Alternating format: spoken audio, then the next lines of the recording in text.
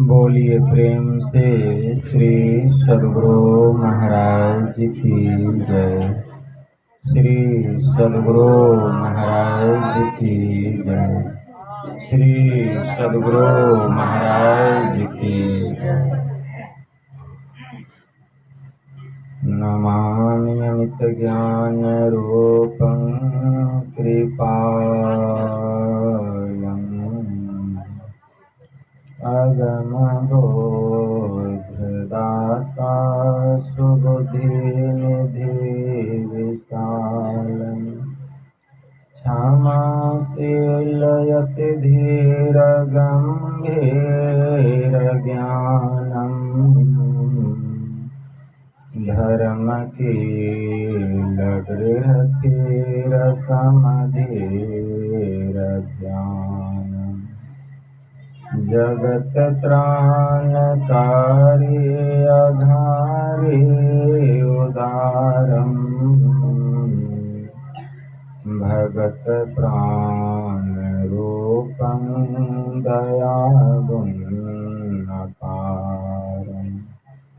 नमो सद्गुरुमज्ञानदाता सुस्वामी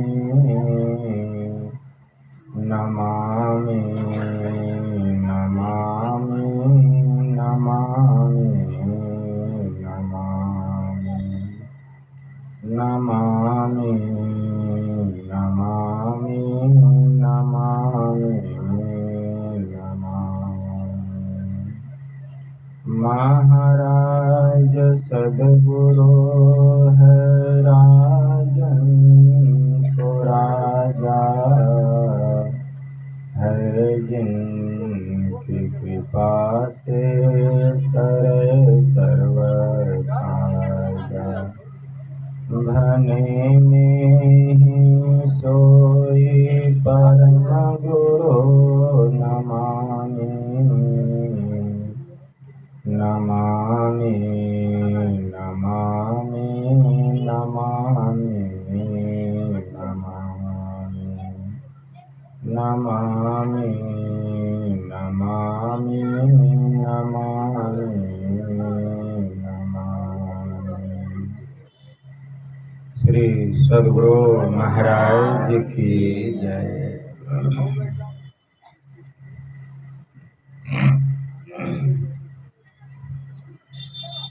अव्यक्त रूप में परमाराध्य संत सद्गुरु महाराज के पावन कमल चरणों में बारंबार नमन। आदरणीय सत्संग प्रेमी गुरुजनों, भक्तिमती माताओं एवं धर्मशीला बहनों, आप लोगों को सर्वविदित हो चुका है कि यह संतमत सत्संग का आयोजन रेखा जी ने अपने नाती के छठी के उपलक्ष्य में बड़े ही हर्षोल्लास के साथ घर परिवार के समस्त लोगों ने मिलजुल कर यह संत मत सत्संग का आयोजन किए हैं। मेरा सत्संग हो रहा था, उसी समय रेखा जी मेरे पास आई थी और बहुत अनुनय विनय की कि बाबा हमारी बेटी को औलाद नहीं हो रहा है, कृपा कीजिए। तो हम कहें कि हम में तो उतना सामर्थ्य नहीं है जो कि हम कृपा कर सकेंगे। कृपा करने वाले तो सर्वसमर्थ गुरु महाराज हैं। तो मैंने एक फल लेकर सिद्ध करके गुरु महाराज का नाम लेकर उसको दिया और उसी का परिणाम है उसकी बेटी को एक पुत्र की प्राप्ति हुई और उसी के जन्म पर छठी के उपलक्ष्य में आज यह सत्संग का यहाँ आयोजन हो रहा है। बोलिए प्रेम से श्री सद्गुरु महाराज जी की जय। इसमें मेरा कोई सामर्थ्य नहीं है, ये गुरु महाराज की कृपा है और उनकी भक्ति का फल है। तो अभी हम लोग सत्संग की महिमा के संबंध में सुन रहे थे। सत्संग की महिमा अपार है, कहने से बाहर है। कितना कहा जाए। एक बड़े उच्च कोटि के महापुरुष हो गए स्वामी रामावतार दत्त जी महाराज। उनकी वाणी में आया, संत वचन वह सुधा जिसके देव सदा भिखारी। स्वामी रामावतार दत्त जी महाराज क्या कह रहे हैं? संत वचन वह सुधा जिसके देव सदा भिखारी। संत वचन वह धन है जिसका नर ही है एकमात्र प्रधान अधिकारी।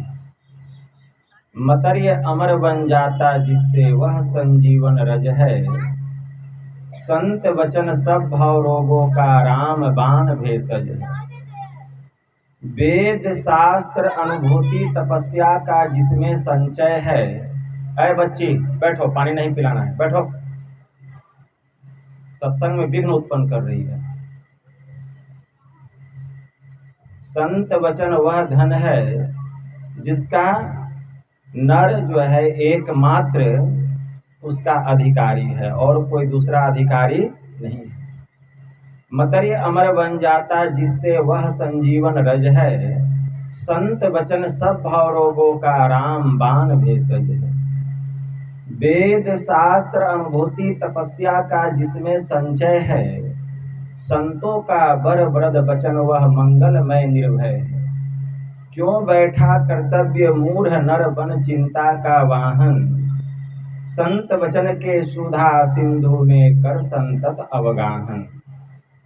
दूर असत से कर सतपथ की ओर लगाने वाला और मृत्यु से हटा अमरता को पहुँचाने वाला। तम से परे ज्योति के जग में होता जो जगमग है। सची चन्मय उस परम धाम को संत वचन सूची मग है। अरे कौन बताए संतों की वाणी में कितना बल है। दासी सूत देवर्षि बन गया जीवन हुआ सफल है। उसी संत के परवचन ने यह प्रभाव दिखलाया। दैत्य वंश में देवपम भक्त प्रहलाद प्रगट हो आया। अगणित बार संत वाणी ने निज प्रभाव प्रगटाया। मान उसे ही बालक ध्रुव ने हरि का ध्रुवपद पाया। एक लुटेरा था जिसने मन से मान संतों की वाणी। अब वाल्मीकि बन गया आदि कवि भुवन विदित विज्ञानी। कितनी महिमा है सत्संग।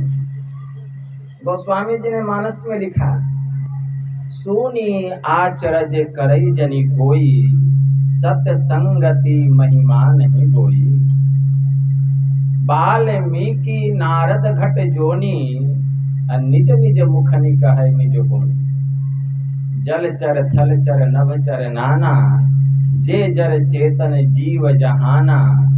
मति कीरति गति भूति भलाई। जब जे ही जतन जहाँ जेहि पाई। सो जानब सत्संग प्रभाव। लो कहूँ वेद न आन उपाव।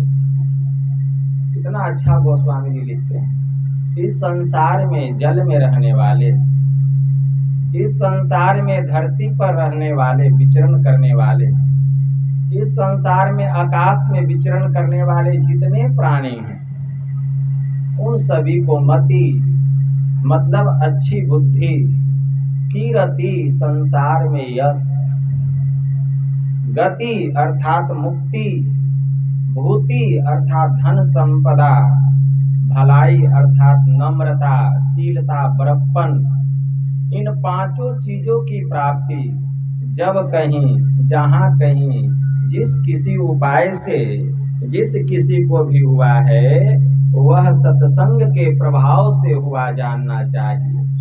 वेद कहता है कि लोक में इन पांचों चीजों के मिलने का सत्संग के अलावा और कोई दूसरा उपाय नहीं है, कोई दूसरा उपाय नहीं। सोचिए सत्संग का हमारे जीवन में कितना महत्व है।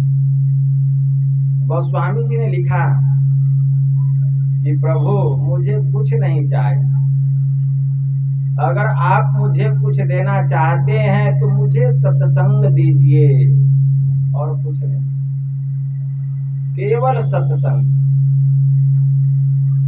यह सत्संग क्या है? संसार के दुखों से छुटकारा दिलाने वाला एकमात्र कारण है, एकमात्र कारण सत्संग,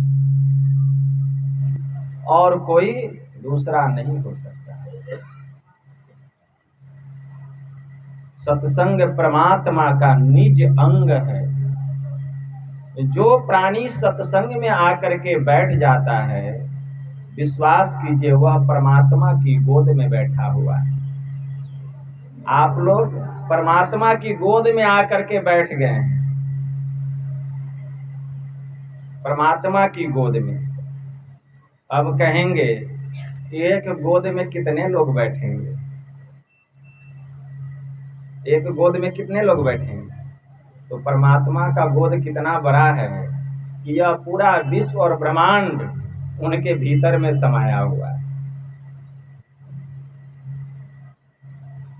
सांडिल्य ऋषि बड़े उच्च कोटि के महापुरुष हो गए। उन्होंने चारों वेदों को पढ़ा, 6 शास्त्रों को पढ़ा, 108 उपनिषदों को पढ़ा, 18 पुराणों को पढ़ा, फिर भी उनको ब्रह्म ज्ञान नहीं हुआ। जब ब्रह्म ज्ञान नहीं हुआ तब वे अथर्वर्ण ऋषि के पास आए और आ करके उन्होंने जिज्ञासा की कि हे ऋषिवर, मैंने चारों वेदों को पढ़ा, 108 उपनिषदों को पढ़ा, 6 शास्त्रों को पढ़ा, 18 पुराणों को पढ़ा, फिर भी मुझे ब्रह्म ज्ञान नहीं हुआ। तब मैं अब आपके पास आया हूँ, अब आप मुझे ब्रह्म ज्ञान का उपदेश करें जिससे कि मेरा परम कल्याण हो जाए। अथर्वर्ण ऋषि ने कहा, हे सांडिल्य, वह ब्रह्म अनंत विज्ञान स्वरूप है। वह जो ब्रह्म है सत्य, अनंत और विज्ञान स्वरूप है, और उस ब्रह्म में यह जो पूरा संसार है वह ओत प्रोत है, डूबा हुआ है। पूरा विश्व और ब्रह्मांड उसमें प्रतिष्ठित है। जिसको जान लेने पर, किसको? उस ब्रह्म को जान लेने पर संसार का सार जानने में आता है। अब विचार कीजिए, जिस ब्रह्म में पूरा विश्व और ब्रह्मांड ओत प्रोत है, डूबा हुआ है, तो हम क्या इस विश्व ब्रह्मांड से बाहर हैं? हम लोग भी इसी विश्व ब्रह्मांड में हैं। तो परमात्मा का गोद कैसा है कि यह पूरा ब्रह्मांड जो है समाया हुआ है, तो हम लोग बैठ गए सब, तो कौन बड़ी बात हो गई? ये तो तुच्छ बात है। पूरा विश्व ब्रह्मांड उनमें समाया हुआ है। जिसको जान लेने पर, उस परमात्मा को जान लेने पर इस संसार का सार जानने में आता है। लेकिन वह जो ब्रह्म है ग्रहण होने योग्य नहीं है, वह वर्णन होने योग्य नहीं है, वह मन वाणी से परे है। यतो वाचो निवर्तन्ते अप्राप्य मनसा सह। मन और वाक्य जहाँ से वापस लौट आते हैं, इसकी भी वहां तक पहुंच नहीं है। कैसा है वह परमात्मा? उसका ज्ञान कैसे होगा? केवल चेतन आत्मा के द्वारा। इसीलिए हमारे परमराध्य ने कहा, चेतन आत्मा जड़ का संग छोड़कर जो पहचान में आ जाए वही परमात्म दर्शन, वही परमात्म दर्शन। सांडिल्य ऋषि को ब्रह्म ज्ञान का उपदेश किए अथर्वर्ण ऋषि। उन्होंने साधना की और साधना करके उन्होंने ब्रह्म ज्ञान को प्राप्त किया। और जब ब्रह्म ज्ञान को प्राप्त किए तब सांडिल्य ऋषि लिखते हैं, क्या लिख रहे हैं? विद्वान समग्रीव शिरो नासाग्रे सस्वृदि बम्बम पश्येन नेत्रामृतम पिबेत। सांडिल्य ऋषि का महावाक्य, सांडिल्योपनिषद में यह मंत्र आया है कि विद्वान सर, धर, मस्तक और गर्दन को सीधी रेखा में रखते हुए, समग्रीव शिरो नासाग्रे, नासिका के अग्रभाग में, सस्वृदि बम्बम मतलब चंद्रमा के प्रतिबिंब को देखते हुए, पश्येन नेत्रामृतम पिबेत, भीतर के नेत्रों से अमृत का पान कर। कितना अच्छा कहते हैं सांडिल्य ऋषि कहते हैं, जब उनको ज्ञान की प्राप्ति हो गई। कितना सुंदर मंत्र है। विद्वान समग्रीव शिरो नासाग्रे सस्वृदि बम्बम पश्येन नेत्रामृतम पिबेत। कि विद्वान भक्तजन, विद्वजन सर, गर्दन, मस्तक को सीधी रेखा में रखते हुए नासाग्र में, दोनों आंख और नासिका का जो मिलन स्थान है, ठीक उसके सामने नासाग्र में सस्वृदि बम्बम मतलब चंद्रमा के प्रतिबिंब को देखते हुए। प्रतिबिंब का मतलब क्या होता है? किसी वस्तु का छाया, चंद्रमा का छाया। तो वस्तु कैसा भी हो उसका छाया काला होता है। आप लाल कपड़ा पहन लीजिए, उजला कपड़ा पहन लीजिए, आपका छाया कैसा बनेगा? काला ही बनेगा। तो चंद्रमा जो है उसका छाया कैसा बनेगा? काला बनेगा। ठीक चंद्रमा का जो आकार है, एक यहाँ संकेत दिया गया है, संकेत मात्र किया गया है दृष्टि साधन के लिए, कि चंद्रमा के प्रतिबिंब को देखते हुए आंख बंद करने पर नासाग्र में अंधकार दिखाई देता है जब आंख बंद करते हैं तो। लेकिन कैसे? धर, गर्दन और मस्तक को सीधी रेखा में रखते हुए, दोनों हाथों को तर ऊपर गोद में रख करके आंख बंद कीजिए, क्या दिखाई देता? अंधकार, घोर अंधकार। गुरु महाराज की वाणी में आया, यह अंधकार क्या है? यही हमारा पाप है। जब तक अंधकार है भीतर में तब तक आप पाप से मुक्त नहीं हैं। यह अंधकार जो है हमारे पाप का प्रतीक है।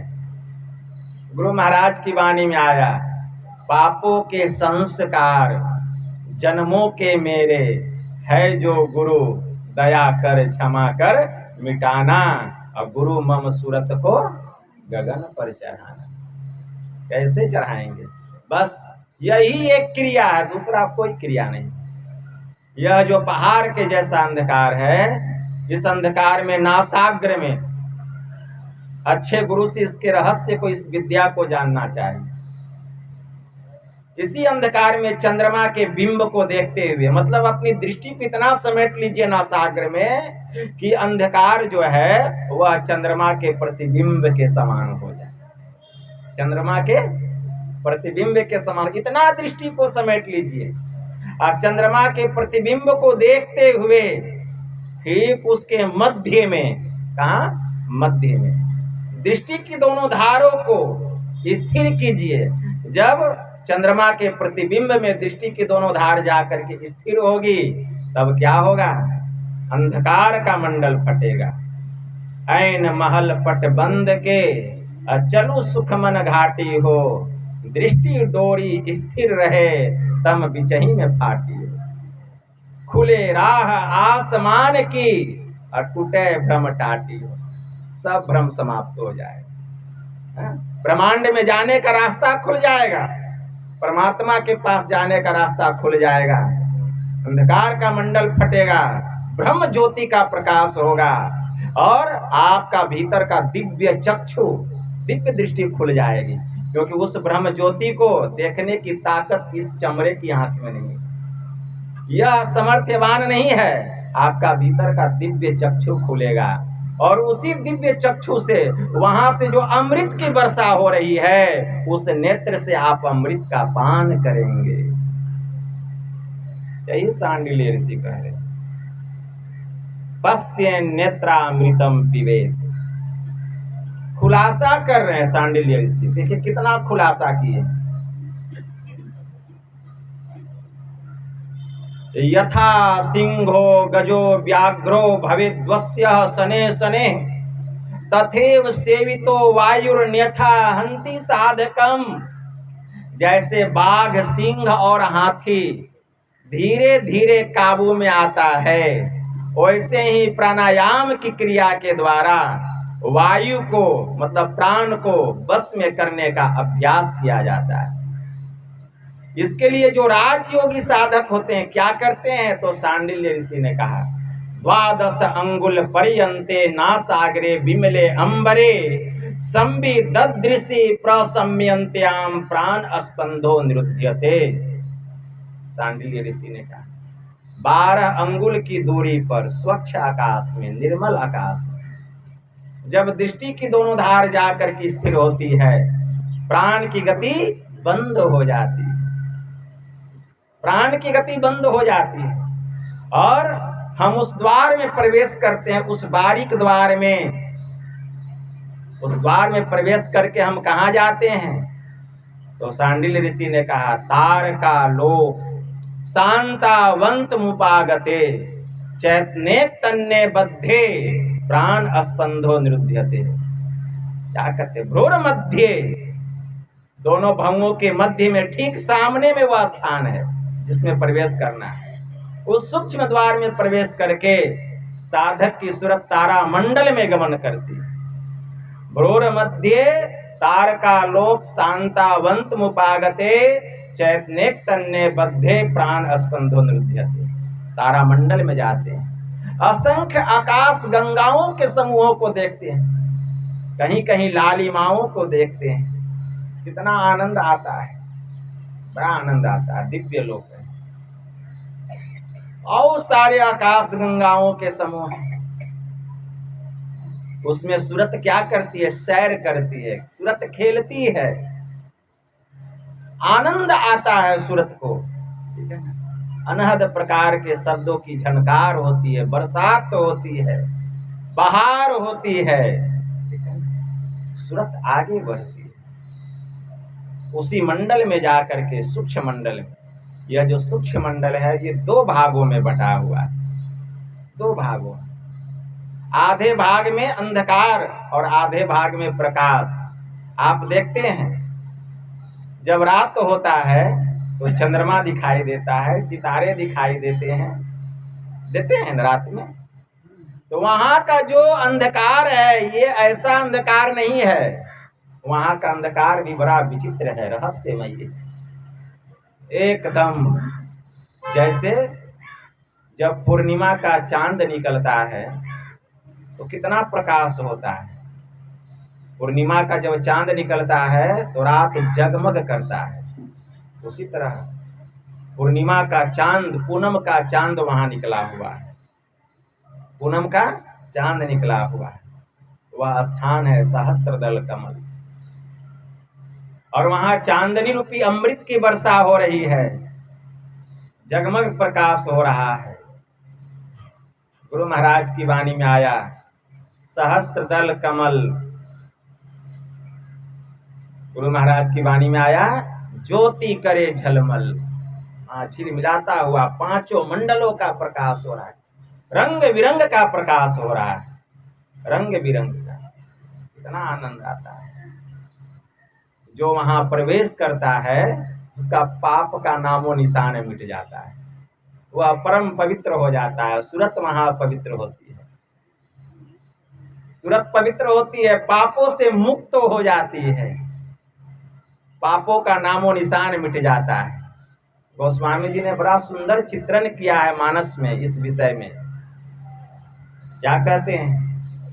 उघर ही विमल बिलोचन ही के, मिटही दोष दुख भव रजनी के, सूझही रामचरित मणि मानिक, गुप्त प्रगट जहाँ जो जही खानिक, जथा सुवंजन आंजी धृग, साधक सिद्ध सुजान, कौतुक देखहि शैल बन, भूतल बुरी निधान।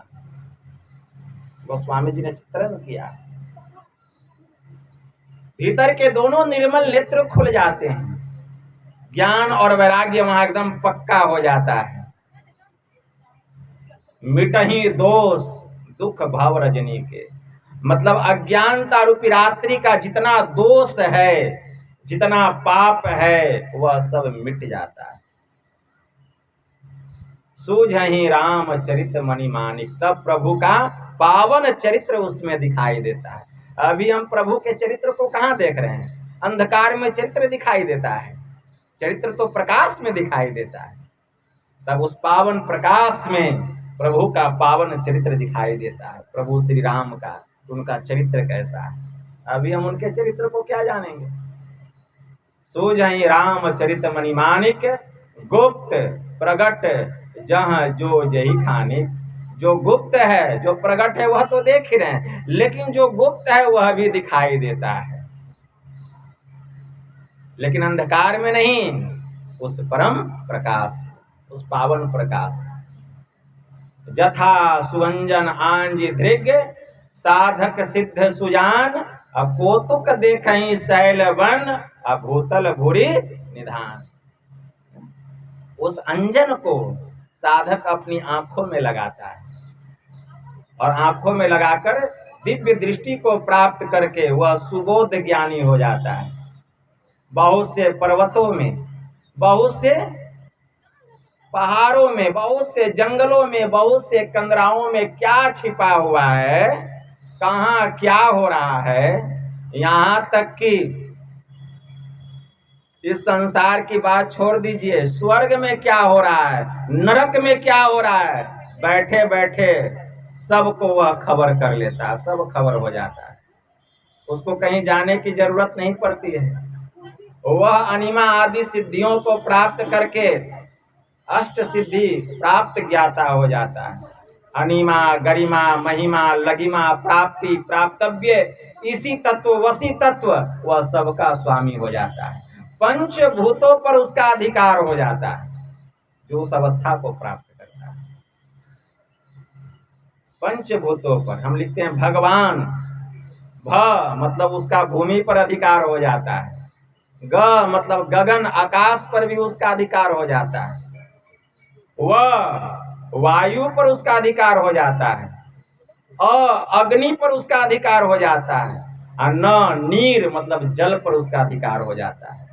यही पंचभूतों का वह स्वामी, मिट्टी जल अग्नि हवा और आकाश, ये पंचभूतों का वह स्वामी बन जाता है। जैसे उस दशा को, उस अवस्था को वह प्राप्त करता है। हर कोई प्राप्त कर सकते हैं उस अवस्था, लेकिन हम संसार में इतना डूबे हुए हैं, इतना लचे हुए हैं, पचे हुए हैं विषय भोग में, वहाँ की शुद्धि कहाँ है? बेशुद्ध हो गए हैं संसार में आकर के।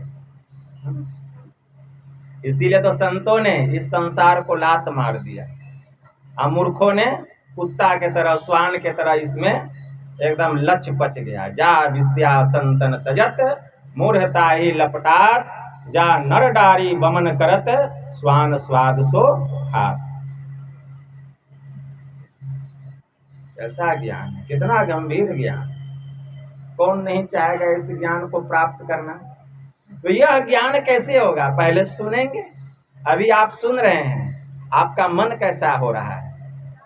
मन एकदम पवित्र हो रहा होगा, मन प्रभु की ओर, परमात्मा की ओर झुक रहा है। मन पर जो विषय का रंग चढ़ा हुआ था सब हट रहा है, परमात्मा का रंग चढ़ रहा है। ये रंग हमेशा चढ़ाने की जरूरत है, इसी के लिए तो यह सत्संग है, इसी के लिए यह सत्संग है। इसीलिए यह सत्संग परमात्मा का निज अंग बतलाया गया, क्योंकि यह ज्ञान दुनिया का ऐसा कोई पाठशाला नहीं है, कोई विद्यालय नहीं है, कोई महाविद्यालय नहीं है, कोई यूनिवर्सिटी नहीं है जहाँ की यह ज्ञान आपको प्राप्त होगा। यह ज्ञान जब भी होगा सत्संग रूपी पाठशाला में होगा। इसलिए तो गोस्वामी जी ने लिखा, देहि सत्संग निज अंग भव भंग कारण शरण शोकहारी। ये प्रभु, अगर आप मुझे कुछ देना चाहते हैं तो मेरे जीवन में सत्संग दीजिए, क्योंकि प्रभु यह सत्संग आपका निज अंग है। देखिए, सत्संग के अलावा परमात्मा का निज अंग और किसी को नहीं बतलाया गया, लेकिन यह सत्संग प्रभु का निज अंग है।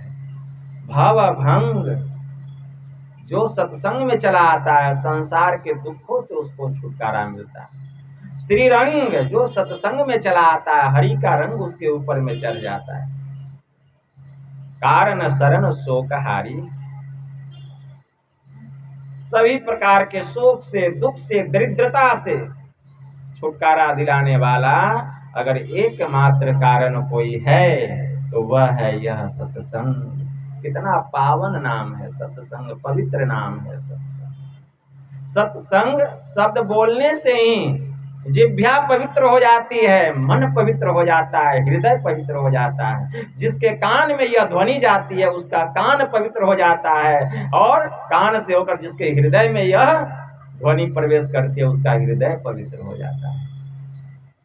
यह है सत्संग, परमात्मा का निज अंग। तो हम लोग बड़े सौभाग्यशाली कि प्रभु के गोद में आकर के हम लोग बैठे हुए हैं। ऐसा अवसर बार बार नहीं मिलता है, और सबको नहीं मिलता है, भाग्य वाले को ही मिलता है। कर्महीन को न मिले भली वस्तु की भोग। जो कर्महीन होता है उसको अच्छा चीज नहीं मिलता है। आक पके मुख पाक को हो, दांत को होता है पाक का रोग। जब अंगूर पकने का समय होता है तो कौवा के मुंह में घाव हो जाता है।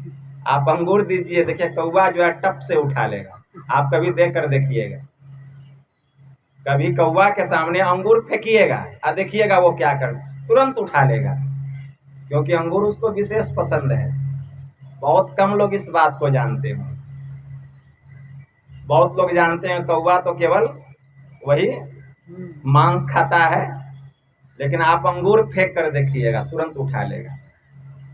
जब अंगूर पकने का समय होता है तो उसके मुख में घाव हो जाता है, फिर भी वह खा लेता है।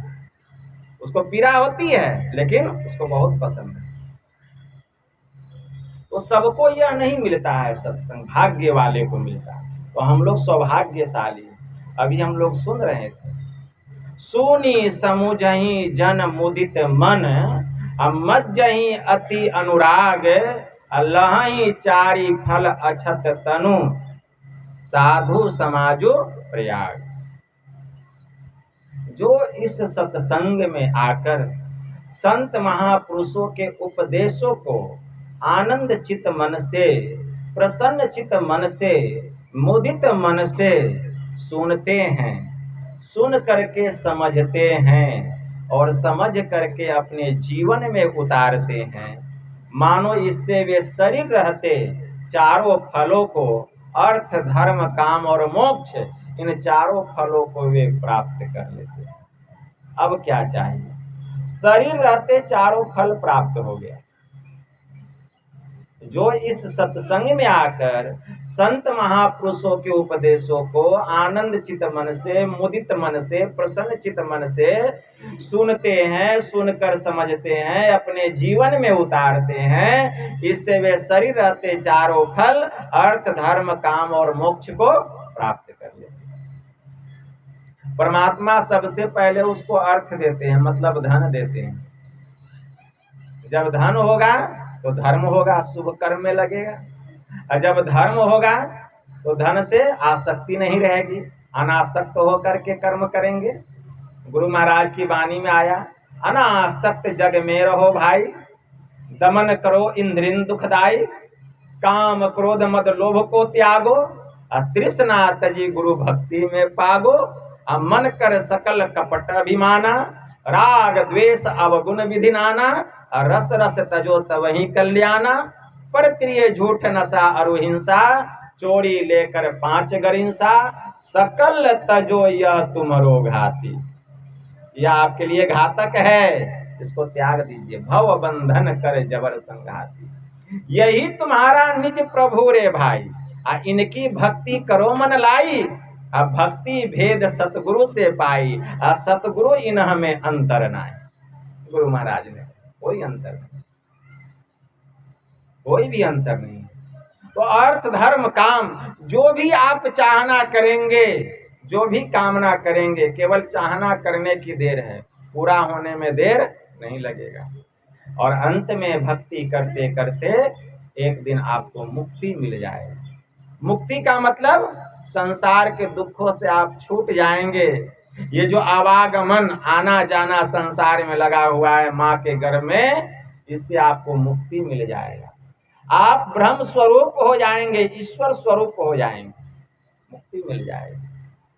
मतलब जीवात्मा और परमात्मा में कोई द्वंद्व नहीं रहेगा, कोई द्वैत नहीं रहेगा, कोई अंतर नहीं रहेगा। भगवान श्री राम ने हनुमान जी से कहा था, मुक्ति को उपनिषद में एक मंत्र आया है, दर्शना दर्शने हित्वा स्वयं केवल रूपतः, यह आस्ते कपि शार्दुल ब्रह्म स ब्रह्मवित् सभ्यम। कि हे हनुमान, दृश्य और अदृश्य को त्याग कर वह पुरुष केवल स्वरूप हो जाता है। हे हनुमान, वह केवल ब्रह्म ज्ञानी ही नहीं होता, बल्कि वह स्वयं ब्रह्म के समान हो जाता है। भगवान ने कहा, प्रभु श्री राम ने कहा, मुक्ति को उपनिषद में यह मंत्र आया, ब्रह्म के समान हो जाता है, उसको मुक्ति मिल जाती है। अब क्या चाहिए? अर्थ धर्म काम और मोक्ष चारों फल शरीर रहते आपको प्राप्त हो गया। जब तक संसार में रहिएगा आपसे संसार का कल्याण होगा, कल्याण होगा।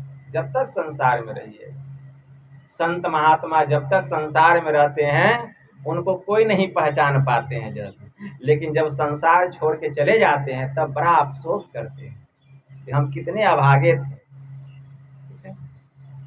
तो जब तक वे संसार में रहते हैं संसार का कल्याण होता है, और जब संसार को छोड़ करके जाते हैं वो अपने स्वरूप में जाकर के प्रतिष्ठित हो जाते हैं। इसी के लिए यह सत्संग है।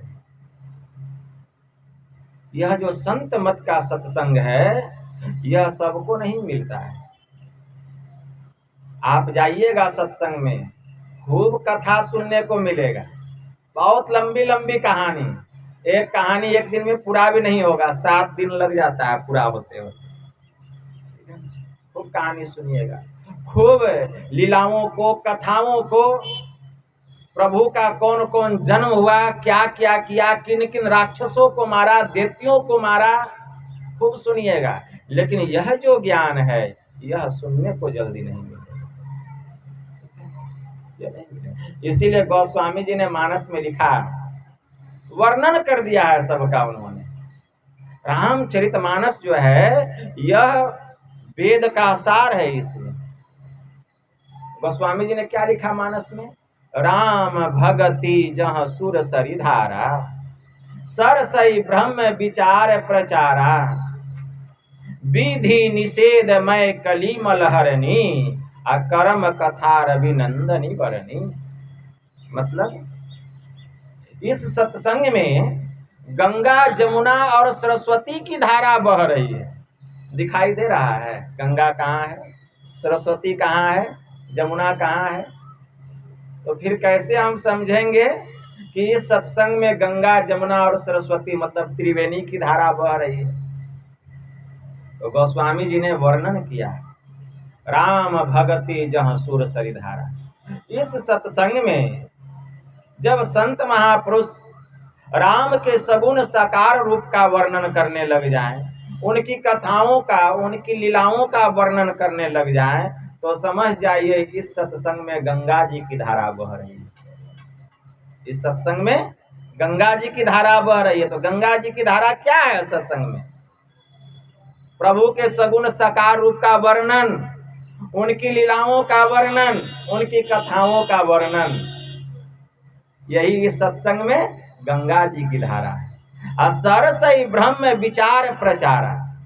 और इसी सत्संग में जब संत महापुरुष राम के निर्गुण निराकार स्वरूप का वर्णन करने लग जाएं, ब्रह्म ज्योति और ब्रह्मनाद का वर्णन करने लग जाएं, यह आत्मा परमात्मा से कैसे मिलेगा, हम अंधकार से प्रकाश मंडल में कैसे जाएंगे, प्रकाश से शब्द मंडल में कैसे जाएंगे, शब्द से निःशब्द परम पद में अपने स्वरूप में कैसे प्रतिष्ठित होंगे, अगर इस सत्संग में संत महापुरुष अगर इसका वर्णन करने लग जाए केवल्य परम पद का, तो समझ जाइए इस सत्संग में सरस्वती की धारा बह रही है। सरस्वती की धारा बह रही है।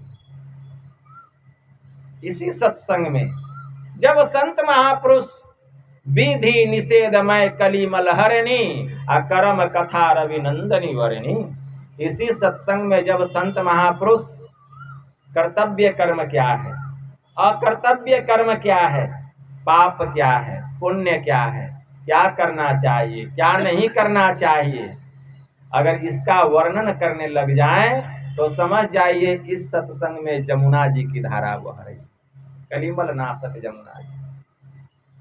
अब बताइए सत्संग में गंगा जमुना सरस्वती की धारा बह रही है कि नहीं? और अगर हम मनोयोग पूर्वक अगर हम श्रवण कर रहे हैं यह सत्संग, तो समझ जाइए हम अत्यंत श्रद्धा और प्रेम के साथ हम त्रिवेणी में इस तीर्थराज में डुबकी लगा रहे हैं, डुबकी लगा रहे हैं। हरिहर कथा विराजती बेनी सुनत सकल मुद मंगल देनी, बट विश्वास अचल निज धर्मा तीरथ राज समाज सुकर्मा, सब ही सुलभ सब दिन सब देशा सेवत सादर समन कलेसा। आदर सहित जो इसकी सेवा करते हैं यह सभी प्रकार के कलेशों को, सभी प्रकार के दुखों को नाश करने वाला है यह सत्संग। बताइए कितना महत्व है सत्संग का। तो इस सत्संग में गंगा जमुना और सरस्वती की धारा बह रही है। तो यह तो बाहर में हो गया जो सुन रहे हैं गंगा जमुना और सरस्वती। अब कहते हैं हमारे भीतर में भी गंगा जमुना और सरस्वती की धारा बह रही, भीतर में भी बह रही। भीतर में गंगा जमुना सरस्वती क्या है? तो भगवान शिव जी माता पार्वती को कह रहे हैं। ज्ञान संकलिनी तंत्र में यह मंत्र आया, इंगला भगवती गंगा पिंगला जमुना नदी इंगल पिंगल योर मध्य सुषुमना च सरस्वती। भगवान शिव जी कह रहे हैं कि इंगला भगवती गंगा, हमारी जो बाईं आंख है इससे जो दृष्टि की धार निकल रही है इसको इंगला नाम की नारी कहा गया, और इसी बाईं आंख को गंगा जी की संज्ञा दी गई। हमारी जो दाहिनी आंख है इससे जो दृष्टि की धार निकल रही है इसको पिंगला नाम की नारी कहा गया, और इसी को जमुना नदी की संज्ञा दी गई। इसी आंख को, दाहिनी आंख को इंगला भगवती गंगा पिंगला जमुना नदी इंगल पिंगल योर मध्य सुषुमना च सरस्वती। इन दोनों आंखों के मध्य में एक आंख और है, ठीक है, उसी को सरस्वती नदी की संज्ञा दी गई, जिसको शिव नेत्र कहा गया, त्रिनेत्र कहा गया। और उससे जो धार निकल रही है उसी को सुषुम्ना नारी कहा गया। क्या कहा गया? सुषुम्ना नारी। ये तीनों नारियां मतलब तीनों धाराएं जहां जाकर के मिलती है उसी को सभी तीर्थों का तीर्थराज त्रिवेणी कहा गया। त्रिवेणी संगमो यत्र तीर्थराज सह उच्यते तत्र स्नानम प्रकृवृत्त सर्व पापे प्रमुच्यते। भगवान शिव ने माता पार्वती से कहा। इन तीनों नदियों का जहाँ मिलन हुआ है, इन तीनों नदी की धाराओं का जहाँ मिलन हुआ है, उसी को सुषुम्ना कहा गया, उसी को सभी तीर्थों का तीर्थराज कहा गया, उसी को प्रयागराज कहा गया। जो उस तीर्थराज में जाकर के डुबकी लगाता है, त्रिवेणी संगमो यत्र तीर्थराज सह उच्यते तत्र स्नानम, जो वहां डुबकी लगाता है, प्रकृवृत्त सर्व पापे प्रमुच्यते, वह समस्त पापों से सदा के लिए मुक्त हो जाता है। भगवान शिव जी ने कहा। तो एक बाहर की त्रिवेणी हो गई और दूसरा भीतर की त्रिवेणी हो गई, ठीक है ना। भीतर की त्रिवेणी, बाहर की त्रिवेणी में हम सत्संग सुन करके डुबकी लगा सकते हैं, और भीतर की त्रिवेणी में हम ध्यानाभ्यास के द्वारा वहां ध्यान लगा करके डुबकी लगाते हैं। और यह सौभाग्य सबको प्राप्त नहीं है, केवल मनुष्य शरीर, और किसी को यह सौभाग्य प्राप्त नहीं है। इसीलिए हमारे परमाराध्य ने कहा, जितने मनुष्य तनधारी हैं प्रभु भक्ति कर सकते सभी, अंतर व बाहर भक्ति कर घटपट हटाना चाहे। गुरु महाराज की वाणी है।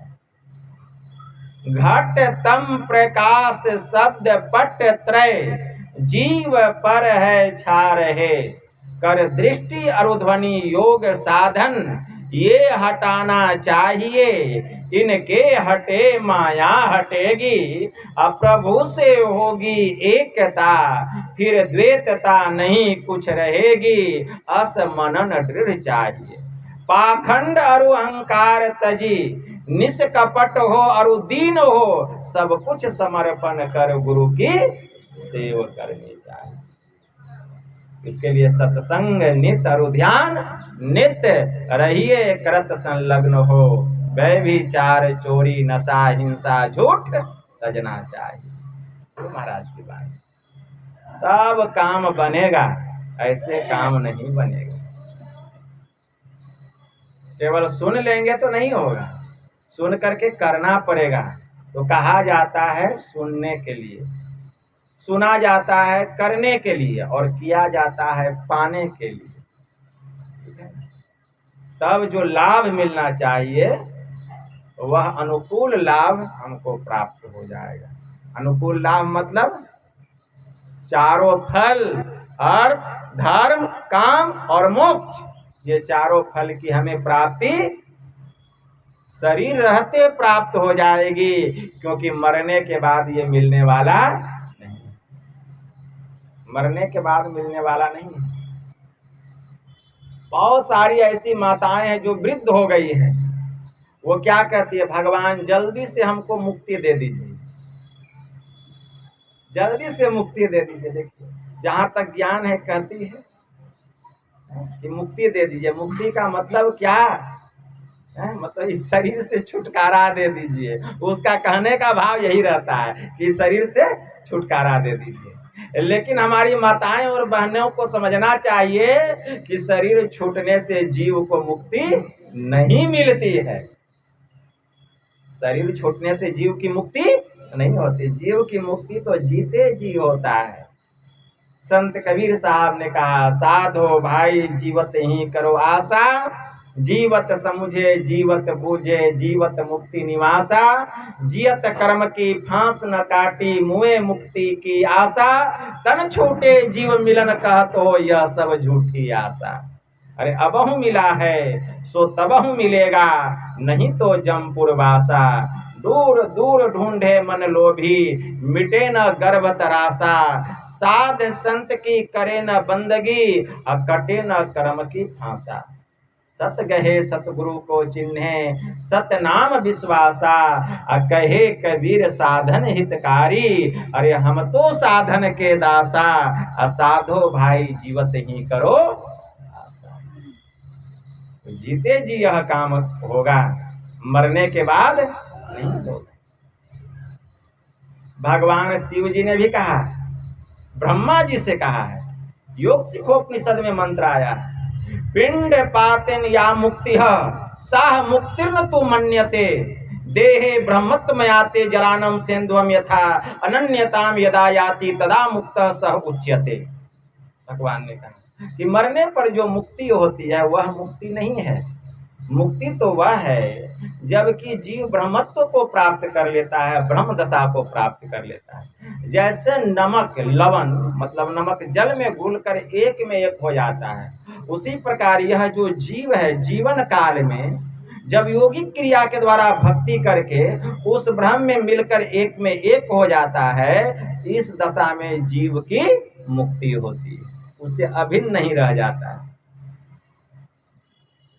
उससे भिन्न नहीं रह जाता, अभिन्न हो जाता है, उसी दशा को प्राप्त कर लेता है, तब जीव की मुक्ति होती है, ऐसे मुक्ति नहीं होती। संत पलटू साहब की वाणी में आया, मुक्ति मुक्ति सब कोई कहे, मुक्ति कहो कहाँ पाइए जी, मुक्ति को हाथ और पाँव नाही, किस भांति सेती दिखलाइए जी, ज्ञान ध्यान की बात बूझिए या मन को खूब समझाइए जी, पलटू मुँह पर किन्ने देखा, अरे मरने के बाद किसने देखा कि मुक्ति मिली, इसलिए जीवते ही मुक्त हो जाइए, जीते जी इस दशा को प्राप्त। मुक्ति तो फल है किसका, भक्ति का। भक्ति का फल क्या है, मुक्ति। हम लोग भक्ति किस लिए करते हैं, मुक्ति पाने के लिए करते हैं। भक्ति का परम फल है मुक्ति। उपनिषद में मंत्र आया है, मनु भगवान ने कहा, मनु स्मृति में एक मंत्र आया है, सर्वे सामपि चैते समात्म ज्ञानम परम अस्मृतम तद्य गर्यम सर्व विद्यानाम प्राप्यते है मृतम ततः। सभी विद्याओं में आत्म विद्या, सभी ज्ञानों में आत्मज्ञान सबसे श्रेष्ठ ज्ञान है। यह अज्ञानता को, अंधकार को नाश करने वाली और मुक्ति रूपी अमृत को देने वाली भगवान ने कहा। भक्ति का परम फल है मुक्ति, इसीलिए हम भक्ति करते हैं। तो जब तक हम भक्ति नहीं करेंगे मुक्ति कैसे मिलेगा, मुक्ति की प्राप्ति कैसे होगी। गुरु महाराज की वाणी में आया, आवागमन सम दुख दूजा, है नहीं जग में कोई, इसके निवारण के लिए प्रभु भक्ति करनी चाहिए। इस संसार में बार बार जन्म लेना और बार बार मरना, इससे बढ़ करके और कौन सा दुख है। इस दुख से हम छूट जाएं, मतलब जन्म लेना और मरना, यह जो लगा हुआ इससे छुटकारा मिल जाए, मतलब मुक्ति मिल जाए, इसी के लिए हमें क्या करनी चाहिए, भक्ति करनी चाहिए। अब बताइए भक्ति का परम फल क्या हुआ, आवागमन से छुटकारा प्राप्त करना। गुरु महाराज भी करें मतलब मुक्ति को प्राप्त करना, तो भक्ति का परम फल है मुक्ति। तो जब तक हम भक्ति नहीं करेंगे आवागमन के चक्र से छुटकारा मिलने वाला नहीं है। गुरु महाराज की वाणी में आया, मायाबद्ध जीव आवागमन के चक्र में पड़ा रहता है, इस प्रकार रहना जीव के सब दुखों का कारण है। इससे छुटकारा पाने के लिए सर्वेश्वर की भक्ति ही एकमात्र उपाय है। एकमात्र का मतलब क्या समझे, इसके अलावा और कोई दूसरा उपाय नहीं है। और वह उपाय क्या है, एकमात्र तो मानस जप, मानस ध्यान, दृष्टि साधन और सुरत शब्द योग द्वारा सर्वेश्वर की भक्ति करके अंधकार प्रकाश और शब्द के प्राकृतिक तीनों पर्दों से पार जाना और सर्वेश्वर से एकता का ज्ञान प्राप्त करके मोक्ष पा लेने का, मतलब मुक्ति पा लेने का मनुष्य मात्र अधिकारी। इसका अधिकार किसको है, मनुष्य को है, और किसी को यह अधिकार नहीं दिया गया है। इस संसार में 84 लाख प्रकार की जोनियां हैं और 84 लाख प्रकार की जोनियों में 83,99,999 जोनियों को यह अधिकार नहीं है, क्योंकि वह सब भोग जोनी है। केवल मनुष्य का शरीर ही कर्म जोनी है। जब जीव मनुष्य के शरीर में जाएगा और इस प्रकार की भक्ति करेगा तभी जीव को मुक्ति मिलेगी। और मनुष्य के शरीर में आकर भी अगर हम यह काम नहीं किए तो फिर 84 जाए, फिर 84 के चक्र में झूलते रहिए। अब परमात्मा की कृपा होगी तब ना। कबहू की करी करुणा नर देहि देत ईस बिनु हेतु स्नेही। अकारण ही स्नेह करने वाले परमात्मा दया करके जीवात्मा को मनुष्य का शरीर देते हैं। तो दिए तो दया करके मनुष्य का शरीर दिए, लेकिन हम क्या कर रहे हैं? हम अपनी ओर देखें। हमें सबसे बड़ा अवगुण क्या है जानते हैं? सबसे बड़ा अवगुण हम अपनी ओर नहीं देख करके दूसरे की ओर देखते हैं। यही सबसे बड़ा अवगुण और सबसे बड़ा दुर्गुण है कि हम अपनी ओर नहीं देख करके हम दूसरे की ओर देखते हैं। जिस दिन हम दूसरे की ओर देखना बंद करके अपनी ओर देखने लगेंगे तो दूसरे से ज़्यादा पापी हम ही अपने आप में नजर आएंगे।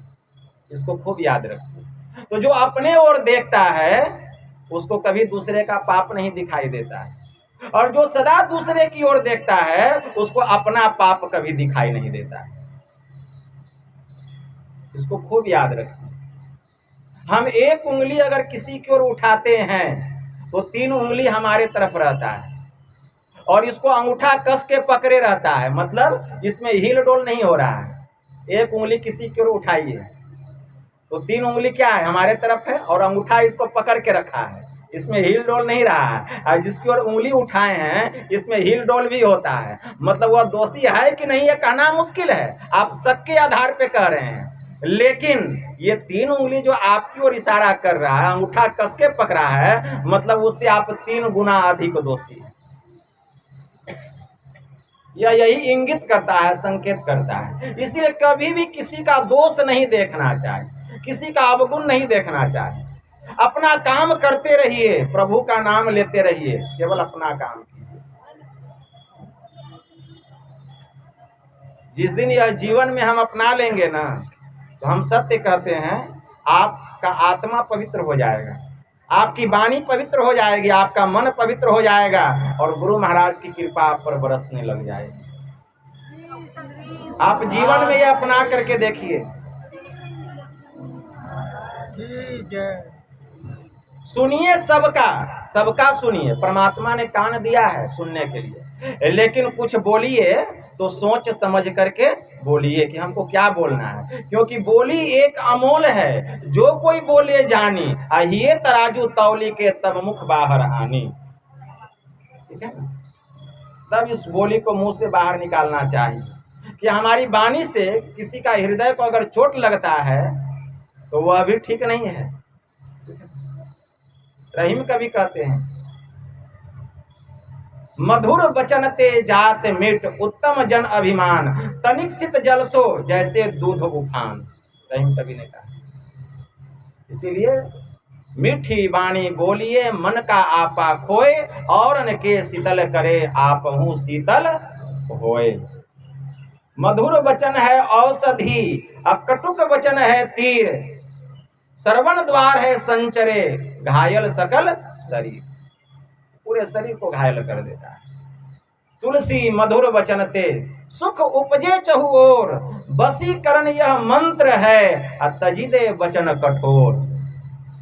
ऐसा यह मंत्र है मधुर वचन। अगर दुश्मन भी है तो वह भी आपका मित्र बन जाएगा अगर मधुर वचन बोलेंगे।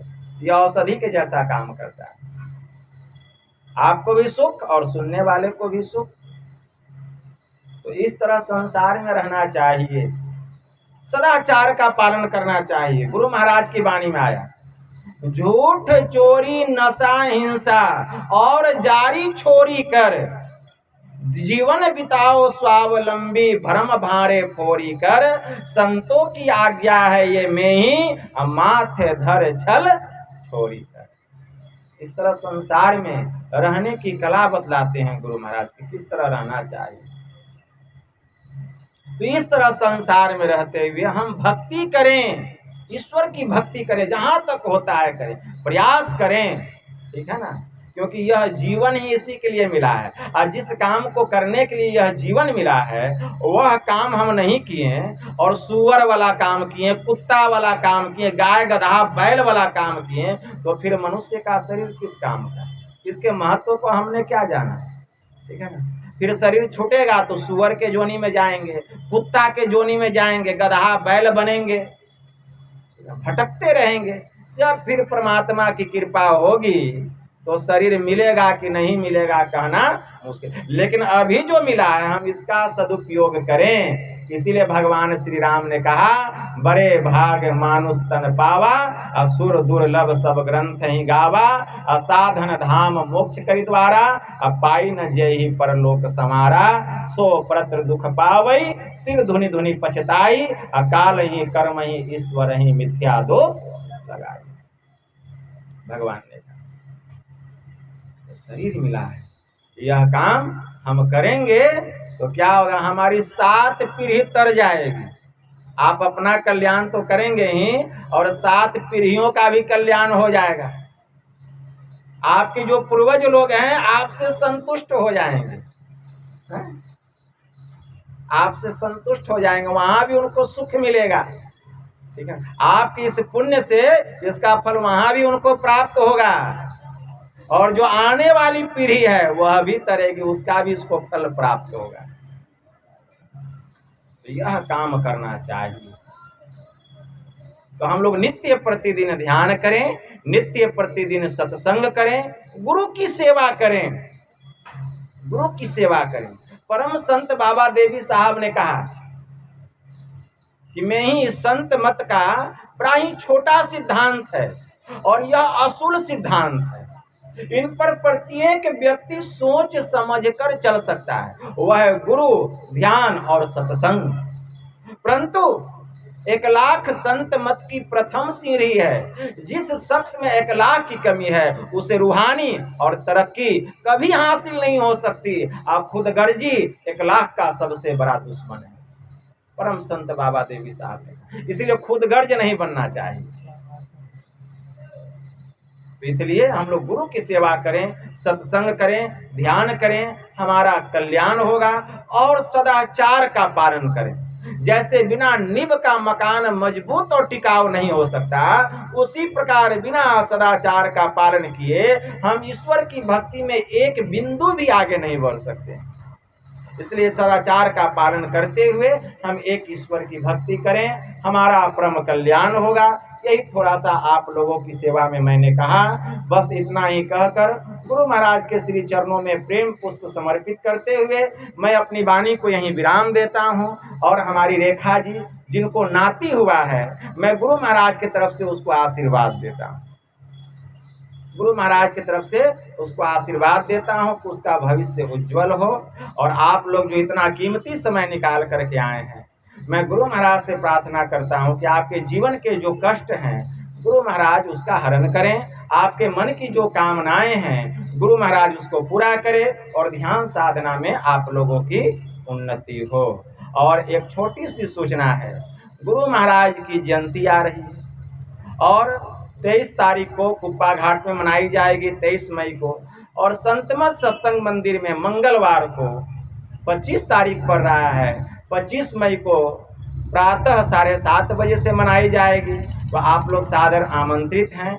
अभी प्रवत्ति आश्रम में बहुत काम चल रहा है और करीब 1 सप्ताह से काम चल रहा है और भी अभी बहुत काम है। और जो लोग सहयोग उसमें करेंगे वो भी पुण्य के भागी होंगे। और जहाँ तक होगा मैं आप लोगों से मदद लेने के लिए भी आऊँगा। जो लोग जितना अपना शक्ति होगा सामर्थ्य के अनुसार करेंगे, क्योंकि बहुत बड़ा आयोजन होता है, 5,000 लोगों की भीड़ होती है वहाँ। कुप्पा घाट से भी महात्मा लोग आते हैं, सब व्यवस्था करना पड़ता है। तो आप लोग अधिक से अधिक संख्या में आप लोग मदद करेंगे, यही आप लोगों से उम्मीद है। बोलिए प्रेम से श्री सद्गुरु महाराज जी की जय।